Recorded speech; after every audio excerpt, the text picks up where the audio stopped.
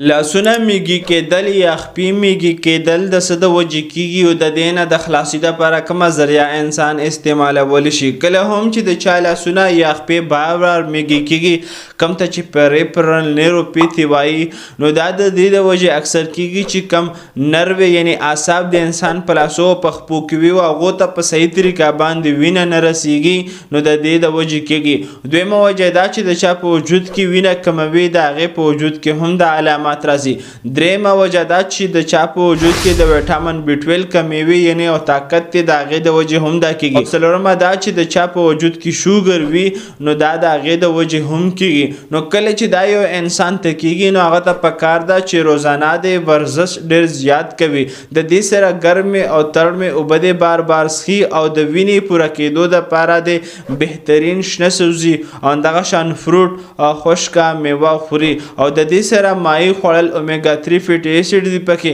چې دا هم دغه انسان د دې علاماتو د دې اعصابو دپاره یو بهترین څیز دی. نو دغه شان ستاسو د صحت په اړه هم میډیکل انفارمیشن دپاره زموږ سره اوسئ او که چیرې یو سوال ستاسو ذهن کې وي، نو هغه تاسو په کمنټ کې تپوس کولی شئ، یا خالص سلاجید تاسو ته پکار وي، نو هغه تاسو هم زموږ نه اډر کولی شئ. شکریه، الله حافظ.